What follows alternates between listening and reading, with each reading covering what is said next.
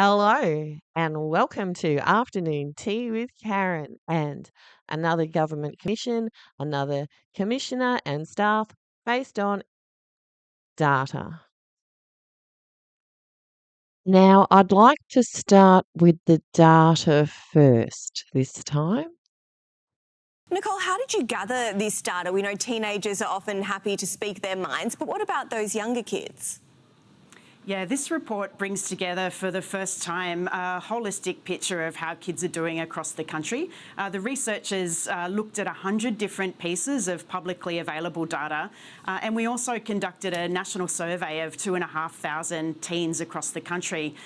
In addition to that, we really wanted to hear how younger kids are thinking and feeling about how their lives are. So we worked with some experts using some play-based methods so that we could understand what kids as young as 3 up to the age of 11 alongside those teens were thinking and feeling. It's described as the most comprehensive snapshot of child wellbeing ever compiled in Australia. Tomorrow, data will be released that paints a worrying picture about the mindset of our kids, and we've been given early access. The study exposes widespread anxieties about money, housing, job security, concerns that shouldn't be the concern of children.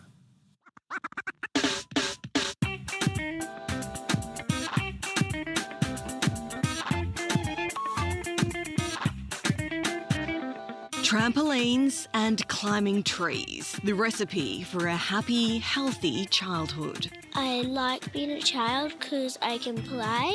But for Lucia and her big brother Austin, life outside their backyard can be a bit daunting. Back in the day, there was all good, perfect picture stuff. The more you get forward, the worse the world looks. And they're not alone. 2,000 Australian kids have weighed in on their well-being, and it seems the world is weighing on them. There is some people in the world that don't really care about you and say rude and mean stuff.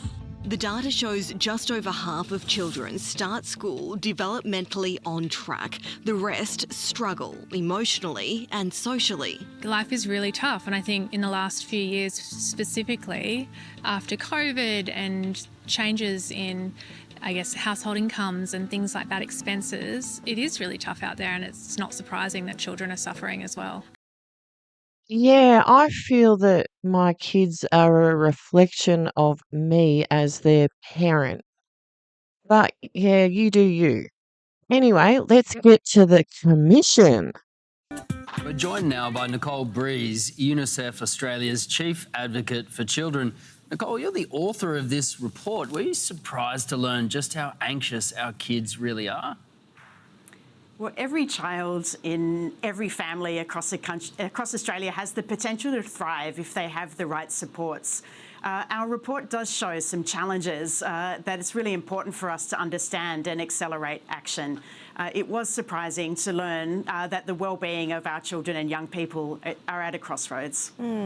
Speaking of action, you're calling for early intervention and the establishment of a National Early Years Commission. What exactly would that look like?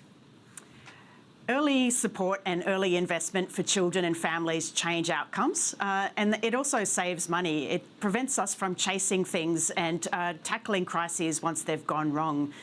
Every child and young person across Australia is entitled to the same standard of outcome and well-being regardless of where they live.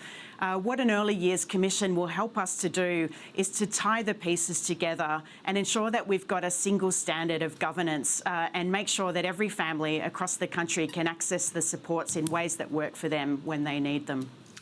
Nicole, it was interesting to note that so many young people are worried about money. As parents, do we need to be more mindful when we're discussing these issues? How are we meant to tackle this? Yeah, I think realistic and honest conversations in families and with kids really matter. I think listening to kids and understanding what's on their mind is really helpful in framing up those conversations. It's really important that kids have full information about what's happening, but equally those engaged conversations at home with their caregivers can help to ease some of those anxieties. Nicole, how did you gather this data? We know teenagers are often happy to speak their minds, but what about those younger kids? Yeah, this report brings together for the first time a holistic picture of how kids are doing across the country. The researchers looked at 100 different pieces of publicly available data, and we also conducted a national survey of 2,500 teens across the country. In addition to that, we really wanted to hear how younger kids are thinking and feeling about how their lives are. So we worked with some experts using some play-based methods so that we could understand what kids as young as 3 up to the age of 11 alongside those teens were thinking and feeling. Yeah, very well. Fantastic. What a great idea. Good way of doing it. Nicole, thanks for that. It was a great topic to start thinking about, especially with the cost of living pressures that we're all under. So thanks for your time. Thank you so much. Note the 3-year-old thing as well. That's the thing. 3 years old. We've got to get them by 3 years old. And there we go. Another way of expanding the public service. That'll do. See you later. Bye.